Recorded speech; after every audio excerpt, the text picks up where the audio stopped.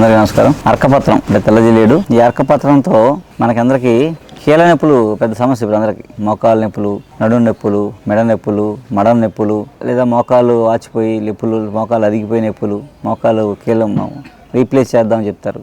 అలా ఏంటంటే కీళ్ళ నొప్పుల్లో నడుము నొప్పి, మెడ నొప్పి, మడం నొప్పి ఏదైతే అనుకుంటున్నామో దానికి జిల్లేడాకులు ఒక 100 గ్రాములు నువ్వుల నూనె, ఒక 10 జిల్లేడాకులు వేసి మరగబెట్టండి. ఆకులు మెత్తగా అయిపోయాక దించేయండి.